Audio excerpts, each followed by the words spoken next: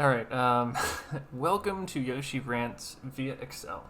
So, um, today's episode is going to be on tire models through Assetto Corsa for drifting purposes, etc., etc. You know, you've seen my channel before. You know what I'm talking about. And today we're comparing 5 different tires from various different, very popular packs. So obviously VDC, Gravy Garage, WDT are the 3 major ones that seem to be really popular. But also recently I've seen BDC and DWG, which is Death Wish Garage. I don't actually know what BDC stands for.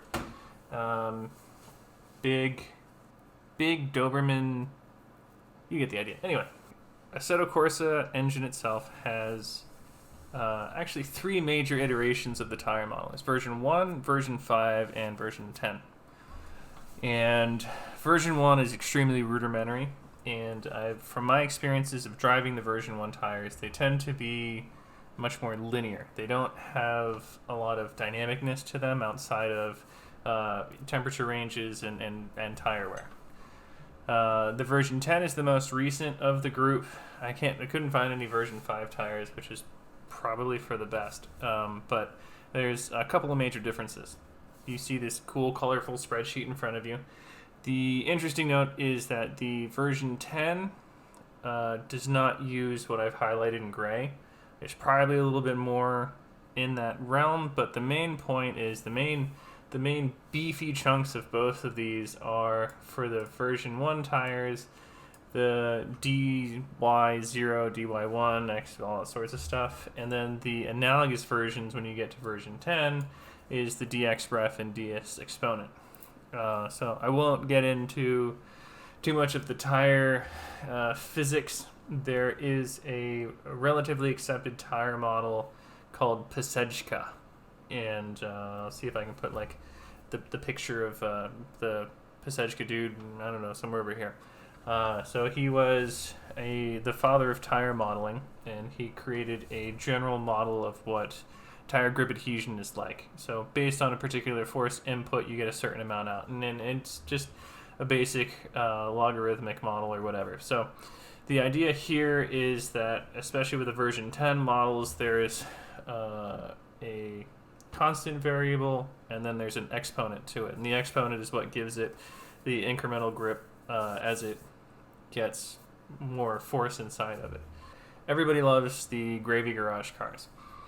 And if you notice here, their values are actually not that different between forward grip and side grip. So important to note here, X values is the straight forward grip, and the Y values are the side grip. And you'll notice this going into a bunch of these tires, that usually the side grip is a little bit less than the forward grip. So forward grip here is 1.3, side grip here is 1.33. And then if you notice on the version 10s here, it's 1.31, and then just a smidgen less for the Y version. Although the only outlier to this is the VDC tires, which tend to have a little bit more side grip than forward grip. But key point here is that these are not actually the most important values to me. Actually, the most important values in the V10 tire model are the exponents.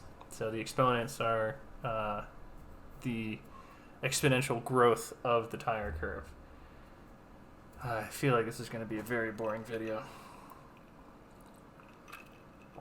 Stick with me. So, the version 1 tires, I couldn't actually find a good formula for how the DY1 and 0 and X1 and 0 actually play together, but it's likely a similar exponent, and these are the values that together make your PACEJKA values. And if you look at the Gravy semi-slicks and the BDC tires, first off, I picked the rear tires of all of these, and I picked the default tire that comes with the car. So like the BDC, for instance, had 3 or 4 different versions, but whatever. These are the out-of-the-box ones. So the Gravy semi-slicks and the BDC tires, basically verbatim the same. The difference is static cold pressure, so these are the pressures that when you first load the game from all defaults, the Gravy Garage will be at about 10, and the BDC will be about 20.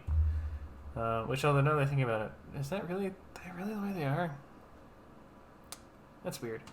But aside from radius, which they didn't change it really much worth anything, the rim radius, I think the radius itself and actually the width, I think these values are only for visual purposes, I believe. The width itself is, from what I could tell, was for the width of the streak that you leave if you do a burnout or something.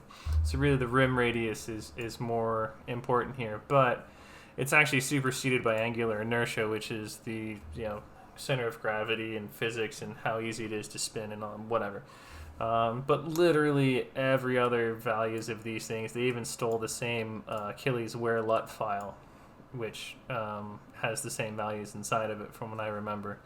All of these values are literally the same between them, and seems really honestly to me like BDC just straight up stole the tires, changed 2 bits, and then called it a day. Which, not calling anybody out as far as like stealing stuff, but yeah, even the comments inside of the tire files, you look for yourself, they're pretty much the same. So if anybody says the BDC tires are better, they're the gravy tires. So moving on, I think the more interesting thing here is when you get to the version 10 tires. The WDT tires to me were actually on the looser side of things, and I haven't tried the DWG tires just yet, but they seem pretty comparable to the WDT tires. Things of note here, angular inertia, again, how much like force it takes to start spinning up the wheels. The VDC ones make more sense because if you're higher horsepower, higher grip, it's likely a heavier wheel and tire combo. And dampening forces, these are one of the ones that I'm still not entirely sure how it affects the tires. I need to do some more research myself, but that's essentially the way that the tire acts like a dampener. Rate, again, similar type thing. It's kind of like a spring rate and dampening. So these should actually affect like dynamic contact patch when you put load onto it, how it's going to react and how it's going to bound back. Speed sensitivity on all of these things, again, same for the gravy and big Doberman chocolate. All roughly around the same kind of values. These are as the cars get faster, how much that affects kind of like grip things, because if you've ever gone over like 100 miles an hour, things get a little bit squirrely, and that's kind of what they're trying to reproduce. And all these rolling resistances and whatnot tends to be, I think these help thermals and some wear calculations, but I'm not really sure how this affects grip. All of the camber gains, those types of things are related to contact patch throughout suspension range and deformation of the tire itself. And friction limit, this is one that I do not understand myself, so I'm going to probably look it up, and if I figure it out, I'll post it in the comments below. But it's kind of like where the car wants to be as far as friction is concerned and slip angles. So the interesting thing here is that it's an angle limit of 12 for the gravy cars, and then kind of the higher you get with the power levels, like VDC's down to 8.5. And maybe the friction limit of 7.4 is why, like, for me, the WDT cars feel looser. And then there's a lot of these pressure flux gain thingies, which honestly, I'm not going to lie, I don't really know what that means.